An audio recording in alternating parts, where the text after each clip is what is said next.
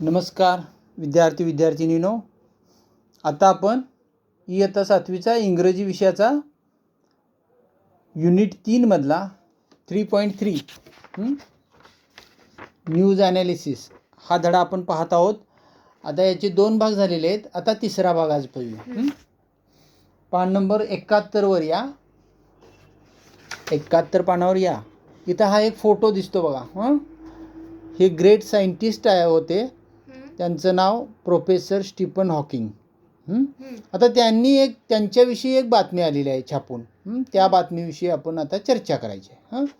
पान नंबर 71 वर सुरुवात करूया. सी सेक्शनमध्ये. Most dangerous time in history. Heading बघा, म्हणजे त्याचं जे टायटल असते, शीर्षक काय आहे? मोस्ट डेंजरस म्हणजे काय? डेंजर म्हणजे काय? भयानक. धोकादायक.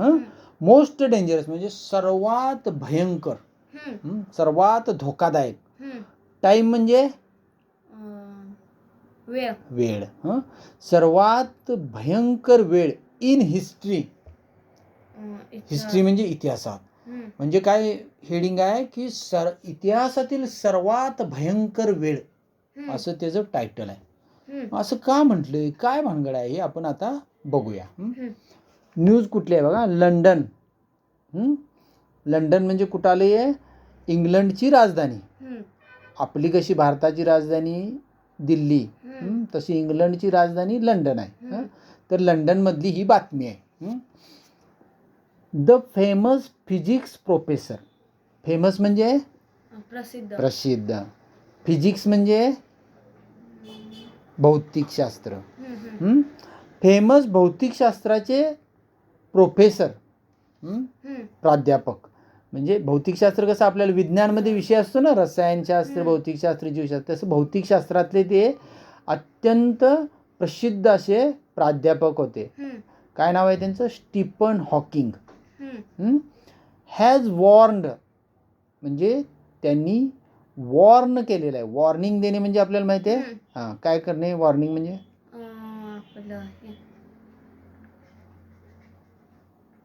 संधी नाही. वॉर्निंग देणे म्हणजे आपण काहीतरी हे करत असली मुलं वगैरे, तर त्यांना सर वगैरे वॉर्निंग देतात, म्हणजे गंभीर सूचना देतात, परत असा दंगा करायला नाही असं. वॉर्न करणे म्हणजे अलर्ट करणे किंवा जागृत करणे किंवा त्यांना बजावणे म्हणतात मराठीत. Famous physics professor Stephen Hawking has warned that mankind is facing the most dangerous time in its history today. म्हणजे काय बघा, that mankind म्हणजे काय? मानव प्राणी, human being. Is facing, face करणे म्हणजे तोंड देणे. एखाद्या अडचणीला कसं आपण फेस करतो म्हणते ना, तोंड देतोय, तसं त्याला तोंड देणे. मॅनकाइंड म्हणजे मानव प्राणी तोंड देत आहे. कशाला देत आहे? द मोस्ट डेंजरस टाईम म्हणजे सर्वात भयंकर वेळेला. कुठलं? In the history today. In its history today म्हणजे आजपर्यंतचा जो इतिहास आहे माणसाचा, अनेक वेळा त्याला अनेक अडचणींना सामना करावा लागला. कधी पुराचा सामना, कधी काही रोगांचा सामना, साथींचा सामना, कधी कशाचा वादळ वाऱ्याचा सामना, अनेक अडचणींना मुकाबला देत देत आजपर्यंत मानव प्राणी इथपर्यंत आपली वाटचाल करत आलेला आहे. पण त्यांना काय म्हणायचं आहे स्टीफन हॉकिन्सना, की आजपर्यंत इतिहासात एवढा वाईट वेळ नव्हता, तो वाईट वेळ आज आहे. आजपर्यंतच्या इतिहासात इतकी वाईट वेळ नव्हती, ती आज येऊन ठेपलेली आहे. असं का म्हटलं तिने? आता बघायचं आहे आपल्याला. He said that the world today is facing, म्हणजे ही सेड दॅट म्हणजे ते काय म्हणाले? The world today is facing म्हणजे जग आज फेस करत आहे, म्हणजे तोंड देत आहे, लढा देत आहे. कशाशी? Huge challenges. ह्यूज म्हणजे मोठी, चॅलेंजेस म्हणजे आव्हान. आव्हान म्हणजे काय? संकट. मोठी मोठी संकट, आव्हानांना जग तोंड देत आहे. लाईक म्हणजे प्रमाणे. कशाप्रमाणे बघा, त्यातलं पहिलं चॅलेंज काय आहे? पहिलं आव्हान काय? Climate change. क्लायमेट चेंज म्हणजे वातावरणातील बदल. तर वातावरणातील बदल म्हणजे काय? हल्ली जे वातावरणात बदल झालेला आहे, म्हणजे आपण बातम्या बघतो की अमुक ठिकाणी जोरदार पाऊस झाला आणि तिथं अक्षरशः पूर झाला. 2 दिवसात म्हणजे तिथं पूर होऊन धरण भरलं, सगळीकडे पाणी पसरलं. आणि परवाच आपण एक बातमी बघितली की हिमालयामध्ये एक कडा कोसळला आणि सगळे तिथनं पाण्याच्या लोंढ्यामध्ये बरेच लोक वाहून गेले. बऱ्याच ठिकाणी बऱ्याच अशा बातम्या बघायला लागल्या आपण. कुठं काय घडाले, कुठं आग लागलेली आहे मोठी जंगलामध्ये आणि हजारो कोट्यावधी प्राणी त्यामध्ये होरपळून मेले. म्हणजे अशी भयंकर घटना जगभरात घडायला लागल्यात वातावरणाविषयी, पर्यावरणाविषयी. ह्याबद्दल त्यांनी लिहिलेलं आहे. म्हणजे हे क्लायमॅट चेंज म्हणजे वातावरणातील बदलामुळे अशा काही घटना घडू लागलेल्या आहेत असं त्यांना थोडक्यात सजेस्ट करायचं आहे. ओव्हर पॉप्युलेशन म्हणजे काय की अति लोकसंख्या, म्हणजे लोकसंख्येचा जो वाढ आहे ती भयंकर मोठ्या प्रमाणात व्हायला लागली असं त्यांना म्हणायचं आहे. त्यामुळं ही एक मोठं आव्हान आहे आपल्या मानव जातीला आता. आणि तिसरं काय आहे, इपिडेमिक डिसीज म्हणजे साथीचे रोग. इपिडेमिक म्हणजे साथ, डिसीज म्हणजे आजार किंवा रोग. तर तिसरा मुद्दा काय दिलाय त्यांनी की इपिडेमिक डिसीज म्हणजे साथीचे रोग. म्हणजे जसे आता जो कोरोना आलेला आहे हा साथीचाच रोग आहे. साथीचा रोग म्हणजे एकमेकाच्या संपर्कानं होणारा रोग असतो. मग ती साथ येते, आली की एकापासून दुसऱ्याला, दुसऱ्यापासून दुसऱ्याला, अशी साथ गाव, शहर, जिल्हा, देश, अशी साथ आता आपण कोरोनाची बघतोय जगभरच आल्या. मग हे त्यांनी काही वर्षापूर्वी लिहिलेली बातमी, ही का आत्ताची बातमी नव्हती, काही वर्षापूर्वी त्यांनी सांगितलंय की क्लायमेट चेंज झाल्यामुळं असे प्रकार घडतील, मोठमोठे बर्फ वितळतील, त्यानंतर महापूर येतील, वादळे येतील, जे आपण अनुभवतोय. अशा पद्धतीची आव्हानं जी आजपर्यंत नव्हती इतिहासात ती आता आपल्याला फेस करायला लागणार असं त्यांना सांगायचं होतं. कारण ज्या पद्धतीनं माणूस सध्या वाटचाल करत आहे त्यावरून त्यांना हे जाणवत आहे. पुढं काय सांगतात बघा, we have the technology to destroy the planet. We have the technology म्हणजे आपल्याकडं तंत्रज्ञान आहे, टेक्नॉलॉजी आहे. कशासाठी आहे? टू डिस्ट्रॉय द प्लॅनेट म्हणजे आपण ज्या ग्रहावर राहतो तो ग्रह उद्ध्वस्त करण्यासाठी आपल्याकडे तंत्रज्ञान आहे असं म्हणायचं आहे त्यांना. बघा किती भयंकर सत्य ते सांगत आहेत. आपल्याकडे आता जी टेक्नॉलॉजी आहे ती आपण काय समजतो की विकास करण्यासाठी आहे, आपल्याला चांगली दिशा देण्यासाठी आहे. पण त्यांना काय म्हणायचं आहे की आपल्याकडे जी आता टेक्नॉलॉजी आहे ती आपला ज्या ग्रहावर राहतोय तो ग्रह उद्ध्वस्त करण्यासाठी आहे, ह्यातली बरीचशी टेक्नॉलॉजी असं त्यांना म्हणायचं आहे. ऑन विच वी लिव्ह, ज्याच्यावर आपण राहतोय तो ग्रह उद्ध्वस्त करायची टेक्नॉलॉजी आपल्याकडे आहे. आणि काय म्हणतात, and have not yet develop the ability to escape it. And have not yet develop म्हणजे आणि आपण अद्याप विकसित केलेलं नाही. काय विकसित केलेलं नाही? द ॲबिलिटी म्हणजे ॲबल म्हणजे काय त्याला मराठीमध्ये म्हणतात, करू शकतो आपण म्हणायचं थोडक्यात ना. The ability to escape it म्हणजे त्यातून बाहेर पडण्यासाठी आपल्याकडं ती पात्रता नाही किंवा आपल्याकडे ती अजून पूर्तता नाही आहे. की हे जे प्लॅनेट डिस्ट्रॉय व्हायला लागलं आहे वेगवेगळ्या साथीच्या रोगानं, वेगवेगळ्या वातावरणातील बदलानं, लोकसंख्येचा विस्फोट व्हायला लागला, ह्या सगळ्या गोष्टीनं जे आपली जी पृथ्वी ग्रह म्हणजे आपण ज्या पृथ्वीवर राहतो तो ग्रह आता डिस्ट्रॉय व्हायच्या परिस्थितीत आलेला आहे. पण त्यावर मात करण्यासाठी आपल्याकडे काय नाही आहे. म्हणजे हे रोखण्यासाठी, हे डिस्ट्रक्शन रोखण्यासाठी आपल्या हातात काय राहिलेलं नाही असं त्यांना म्हणायचं आहे. का म्हणायचं आहे असं? Perhaps in a few hundred years from now म्हणजे परहॅप्स म्हणजे कदाचित, इन ए फ्यू हंड्रेड्स म्हणजे काही 100 वर्षानंतर, म्हणजे 100, 200, 300, 400, 600 वर्षानंतर, शेकडा नुसता, हजार नव्हे, काही 100, 200, 400, 500, 600 असं म्हणायचं आहे त्यांना. काय घडेल सांगतात ते 200-300 वर्षानंतर, 100 वर्षानंतर. Perhaps in a few hundred years from now म्हणजे आत्तापासून we will have built colonies amid the stars. म्हणजे कदाचित, कदाचित, गॅरंटी नाही आहे, पण कदाचित आणखीन काहीशे वर्षानंतर वी विल हॅव बिल्ट, म्हणजे बिल्ट म्हणजे बांधणे, आपण बांधू शकतो. काय बांधू शकतो?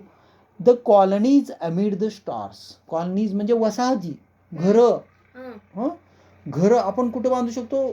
स्टार्सवर, म्हणजे वेगळ्या ग्रहांवर, दुसऱ्या ग्रहावर. म्हणजे आता कसं मंगळावर बघायला लागलेत, इतर ग्रहावर जागा आहे का बघायला, म्हणजे माणूस जगू शकतो काय, संशोधन चालू आहे. ते कदाचित त्यांचं काय मत आहे, काही शेकडो वर्षानं शोध घेत घेत माणूस त्यात प्रगती करेल आणि तिथं राहू शकेल असं त्यांना वाटतं.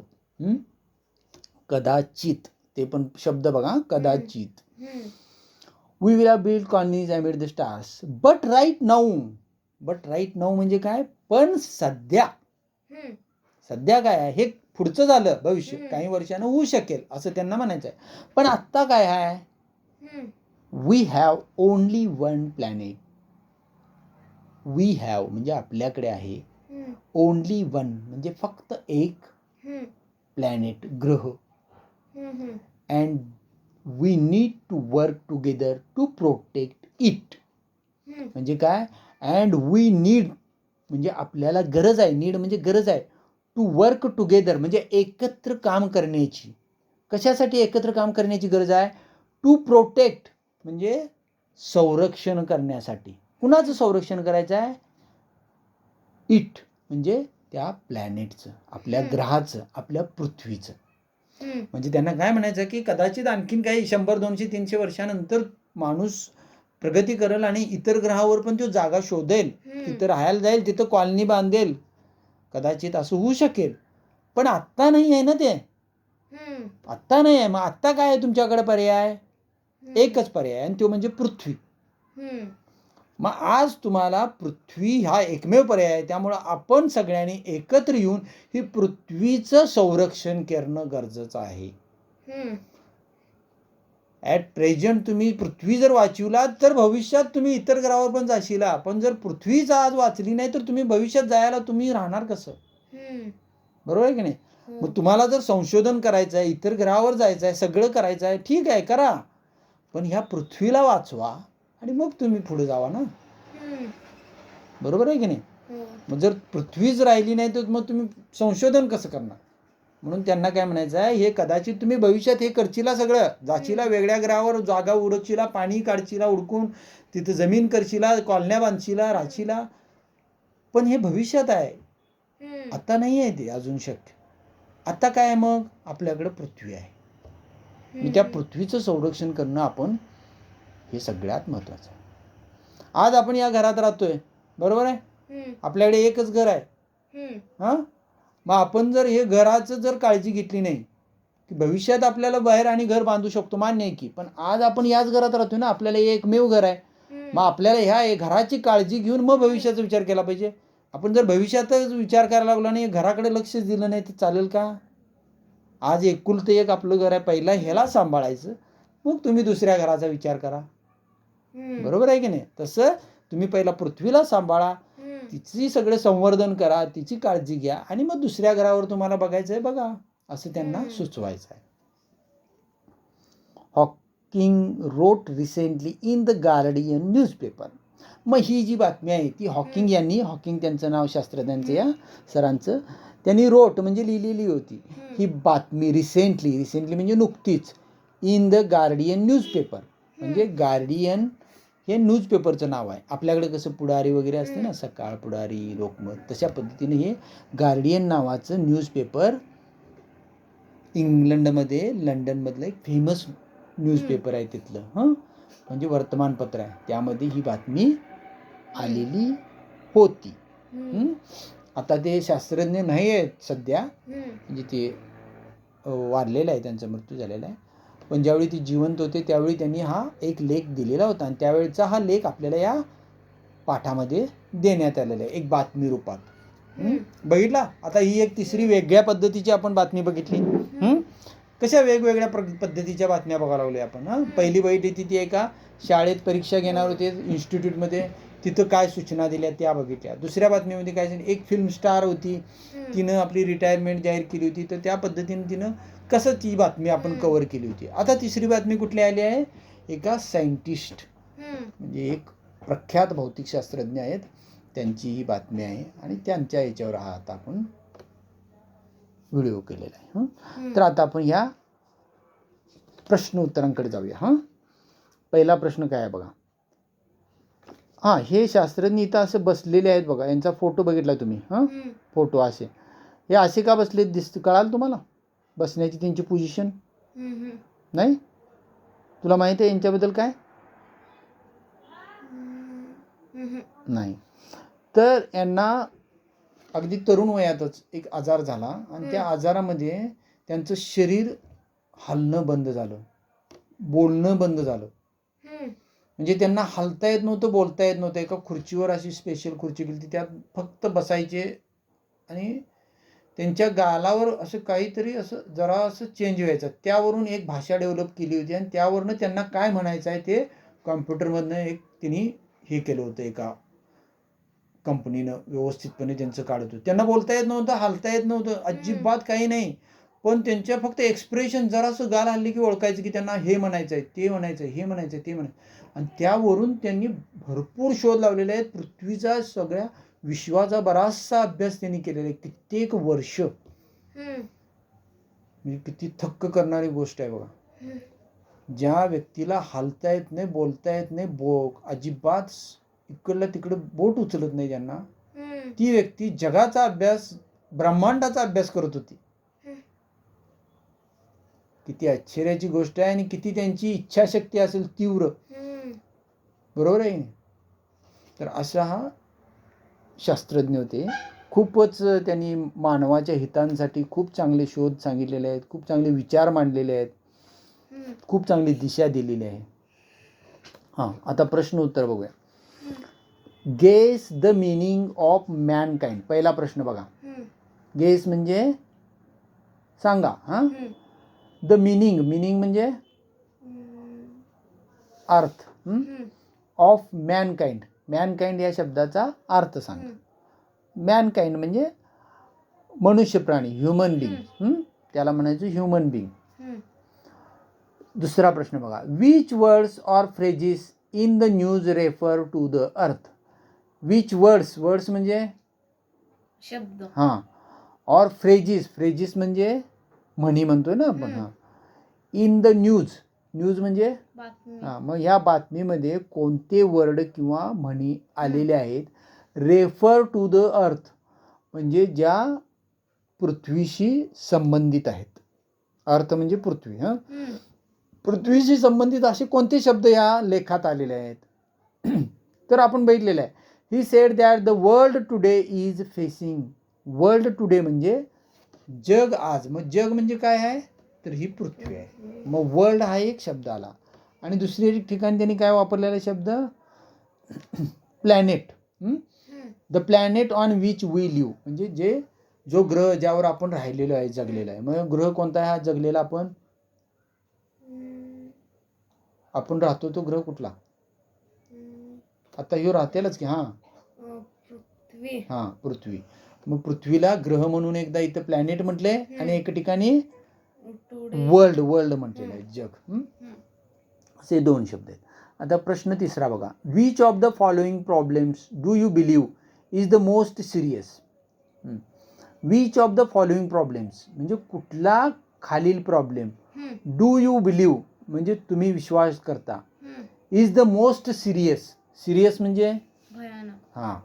सगळ्यात गंभीर प्रश्न कुठला आहे?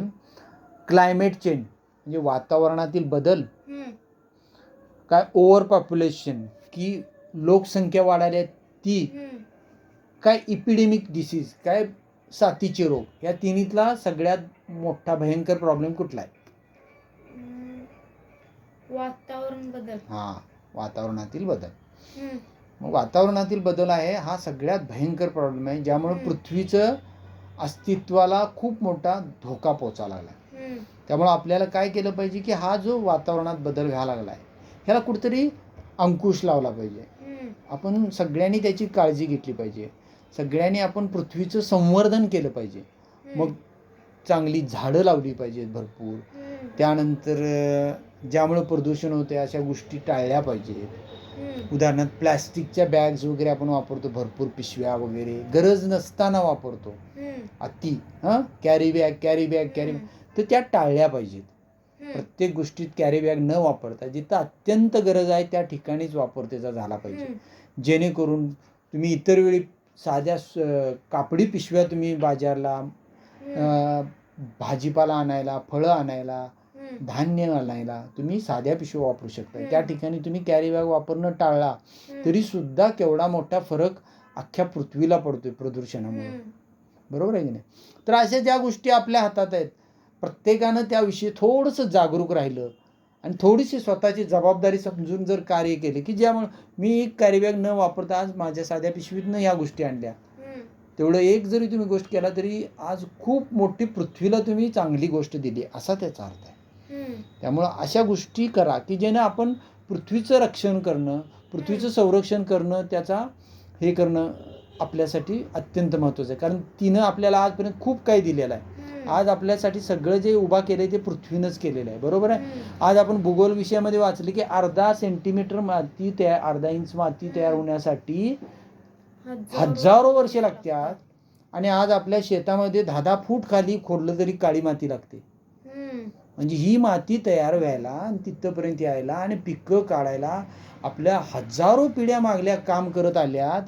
पृथ्वीनं त्यांना सपोर्ट केलेला आहे, त्यातून हे उभारलेलं आहे.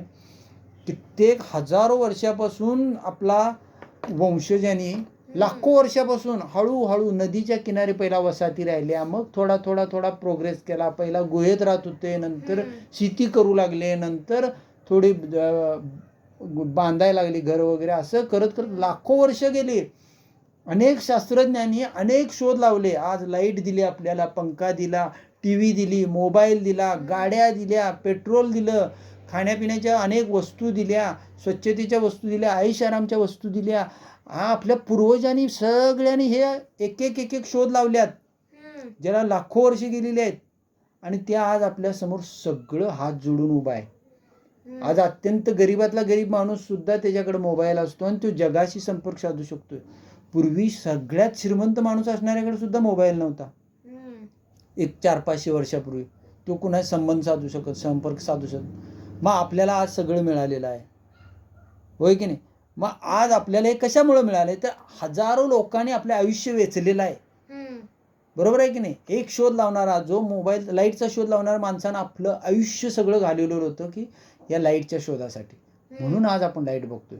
प्रत्येक देशातल्या शास्त्रज्ञांनी जीवापाड मेहनत करून आपल्यासाठी हे जग इतकं विकसित करून दिलेलं आहे. एक औषधासाठी एक आयुष्य घालवले आहेत. एका गोळीचा शोध लावण्यासाठी एक शास्त्रज्ञांनी. त्यावेळी आपल्याला आज हजारो गोळ्या आपल्या समोर आहेत, पण त्या हजारो गोळ्या बनवणाऱ्या लोकांनी आपली अखंड आयुष्य एक गोळीसाठी घालवलेले आहेत. एक शोध आपल्याला वाटतोय. टेप रेकॉर्डचा शोध लावणाऱ्यांना त्याचं आयुष्य घालवलेलं आहे. टीव्हीचा शोध लावणाऱ्या हजारो लोकांनी त्यात मिळून एक शोध लावलेला आहे. गाडीचा शोध लावण्याने कितीतरी पिढ्यांनी मिळून गाडी शोध लावली. म्हणजे किती मेहनत केलेली आहे आपल्या पूर्वजांनी आणि आज आपल्याला सगळं तयार करून दिलेलं आहे. मग आज आपण थोडंसं फक्त काय करायचं आहे? पृथ्वीचं संरक्षण करायचं आहे. आज सगळं पंचपक्वान्न तुमच्या ताटात दिलंय.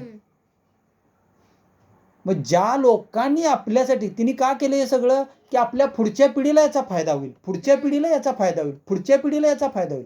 म्हणून त्यांनी आजपर्यंत सगळं आपलं आयुष्य वेचून आपल्यासाठी सगळं भरभरून तयार करून ठेवले. मग आपली जबाबदारी नाही का की आपण ह्याला संरक्षण केलं पाहिजे? ह्या लोकांचं जे बलिदान, ह्या लोकांनी जो त्याग, आपलं आयुष्य वेचले या सगळ्या एक गोष्टीसाठी, तर त्या एक गोष्टी आपण त्याचा आनंदानं त्याचा आस्वाद घेणं गरजेचं आहे. त्या पृथ्वीला दुखवणं गरजेचं आहे. ज्या पृथ्वीनं आपल्याला जेवण दिलं, फळफळाव दिलं, भाजीपाला दिला, पाणी दिलं, हवा दिली, काय दिलं नाही या पृथ्वीनं? मग आपण तिचं आयुष्य सांभाळायला नको? भले तुम्ही सगळ्या ग्रहावर जावा, वाटेल तिथं जावा, वाटेल ती प्रगती करा, पण ही आपली आई आहे. पहिले आपल्या आईची आपण पूजा केली पाहिजे की नको? मग आपल्या आईला दुखवून जर आपण दुसऱ्यांचीच पूजा करायला लागलो तर योग्य आहे? आईला खुश करूया मग करा की तुम्ही गावाला खुश करा, पण आईच्या तोंडात पहिला 2 घास. बरोबर आहे की नाही? तशा पद्धतीनं आपण आपल्या पृथ्वीचं संरक्षण केलं पाहिजे. आपल्या पूर्वजांनी ज्या आजपर्यंत आपल्याला इथंपर्यंत आणून देण्यासाठी मेहनत केलेली ही पुस्तकं, कोण छापखाना कुठं आला, हे छापखाना काय, हे छापलेली अक्षरं कोणी निर्माण केली, त्यासाठी किती मेहनत घेतली असेल त्या लोकांनी याचा शोध लावण्यासाठी. हां, हे कागद निर्माण करण्यासाठी किती शोध लावला, हा टेबल बसलेला टेबल निर्माण करण्यास सुतारांनी किती कष्ट घेतले असतील, ही खुर्ची करण्यासाठी प्लॅस्टिकचा शोध लावल्यानंतर कशा पद्धतीने केला असेल. अरे प्रत्येक गोष्टी, फरशी शोध लागायला किती मेहनत घेतली असेल. मग इतकं सगळ्या लोकांनी, लाखो लोकांनी आजपर्यंत आपल्यासाठी मेहनत करून हे सगळं दिलेलं आहे, आणि आपण जर त्यांची कदर केली नाही तर चुकीचं आहे की नाही आहे? हां, आपण त्यांची कदर केली पाहिजे. मग ती कदर कशी केली पाहिजे? तर या पृथ्वीचं रक्षण करून, या पृथ्वीचं आपणही काळजी केली पाहिजे, आपणही तिचं हित जपलं पाहिजे. तिनं आपल्याला भरभरून दिलंय, तर आपण थोडं द्यायचं आहे. तिला काही नको आहे, पण तिचं काय मत आहे, मला निदान उद्ध्वस्त करू नका. तुम्ही मला काय दिला नाही तरी चालते, मी तुम्हाला देतच राहणार आहे. मी झाडं देणार आहे, मी फळं देणार आहे, मी पीक देणार आहे. माझ्या पोटातनं तुमच्यासाठी सगळं जेवण खाणं, सगळं व्हिटॅमिन मिनरल सगळं मिळणार आहे. तुम्ही काही देऊ नका, फक्त मला त्रास देऊ नका, एवढं तिला म्हणायचं. तुम्ही काय दिला नाही तर तिची काय तक्रार नाही, पण त्रास द्यायला लागला तर ते पण तिची तक्रार नाही. तिला त्रास दिला तर आपणच गोत्यात येणार आहे. जसं आपण ते एका धड्यात वाचतोय ना, आपण ज्या फांदीवर बसलोय ती फांदीच कापा लागलोय, तर ते झाडाची एक फांदी तुटेल, ते झाड खराब होईल, पण आपण पहिला खाली पडणार आहे. बरोबर आहे की नाही? मग त्या पद्धतीनं या पृथ्वीचं रक्षण करूया, हिचं संरक्षण करूया. भरपूर दिलेलं आहे, पूर्वजांनी भरपूर केलेलं आहे, आणि आपण पण करा, पण हिचं रक्षण करून करा. हिचा जीव वाचवून करा, हिचा त्रास कसा होणार नाही. मी प्लॅस्टिकच्या कॅरी बॅग अननेसेसरी गरज नसताना वापरणार नाही. झाडं असतील तर मी तोडायला त्यांना थोडंसं हे करीन, नवीन झाडं लावणाऱ्यांसाठी मी प्रोत्साहन करीन. अशा पद्धतीनं आपण जे आपल्या परीनं प्रत्येकानं ज्याच्या त्याच्या पद्धतीनं या पृथ्वीचं रक्षण करण्यासाठी कार्यबद्ध, कटिबद्ध राहावं, हे या शास्त्रज्ञांना यातून सांगायचं आहे.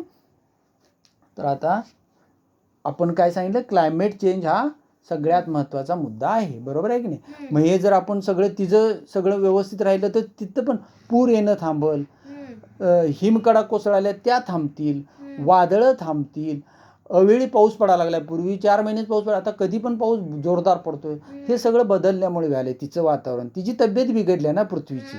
मग ही कशामुळं, तर आपल्याच त्रासामुळे थोडं त्रास व्हायला. आपण कॅरी बॅगा वगैरे वापरतोय भरपूर, ते आपण थोडं संतुलन ठेवूया प्रत्येक गोष्टीत, तिच्या प्रदूषणाच्या बाबतीत. मग ती पण सुखी राहील आणि आपल्याला पण सुखी ठेवल. बरोबर आहे की नाही? मग असे जंगलं वगैरे पण अशी हे होणार नाहीत, उलट जंगलं समृद्ध होतील, चांगली होतील, चांगली फळं मिळतील, चांगलं आपलं जीवन होईल, हवा चांगली होईल. हे व्हायरस वगैरे जे कोरोनासारखे यायला लागले ते थांबतील, कारण जमीन मजबूत होईल, हवा मजबूत होईल, हवा स्ट्रॉंग होईल, आणि आपली तब्येत स्ट्रॉंग होईल. तो व्हायरस पण निघून जाईल, आपल्यावर परिणामच करू शकणार नाही, कारण आपली प्रतिकारशक्ती चांगली होईल. प्रतिकारशक्ती कधी चांगली होईल, आपण शुद्ध हवा कधी घेईन त्यावेळी प्रतिकारशक्ती, शुद्ध हवा कधी घेईन, पृथ्वी ज्यावेळी स्ट्रॉंग असेल त्यावेळी शुद्ध हवा तयार होईल. म्हणून हे सगळं आपण आपलं चांगलं केलं, तिचं चांगलं की आपलं चांगलं होणार आहे. अशा पद्धतीने हा सगळा प्रकार आहे. तर पुढले ओव्हर पॉप्युलेशन आणि इपिडेमिक डिसीज हे सुद्धा त्यातील काही आजार आहेत, म्हणजे त्रासदायी गोष्टी आहेत. पण सगळ्यात जास्त क्लायमेट चेंज. आता शेवटचा प्रश्न काय आहे, discuss the following statement with the help of teacher. We have the technology to destroy the planet on which live. म्हणजे आपण ज्यावर राहतोय तो प्लॅनेट डिस्ट्रॉय करायला लागलोय.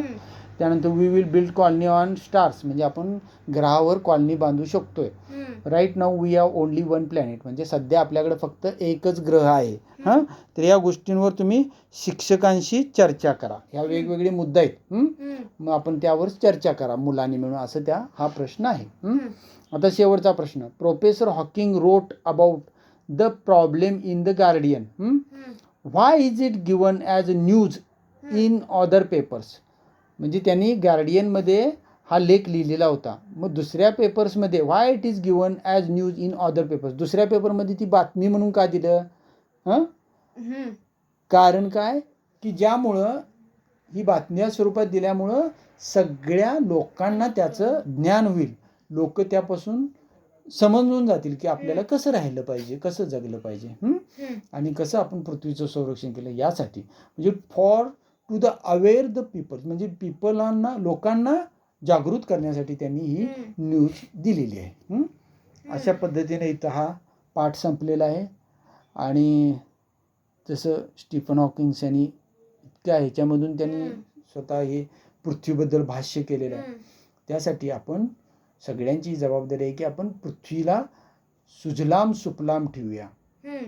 तिला सुजलाम सुफलाम ठेवलं तर आपण सुजलाम सुफलाम राहील. आणि जसं मागल्या पिढ्यांनी आपल्या चांगल्यासाठी आजपर्यंत सगळं कष्ट केलेलं आहे, तसं आपलीही काहीतरी जबाबदारी आहे की पुढच्या पिढीसाठी काहीतरी चांगलं द्यावं. बरोबर आहे की नाही? चांगलं कधी देईन आपण की आपण या पृथ्वीचं आयुष्य चांगलं ठेवलं तर. बरोबर आहे? त्यामुळे आपण प्रयत्न करूया की पृथ्वीचं आयुष्य हरीभरी चांगलं हिरवंगार आणि अगदी स्वच्छ वातावरण ठेवण्याचा प्रयत्न करूया. प्रदूषण विरहित असं आपण आपल्या पद्धतीने जो काही प्रयत्न होईल, अगदी कॅरी बॅग सारख्या छोट्या गोष्टी असू त्या पद्धतीनं करूया. ओके, चला, थँक्यू.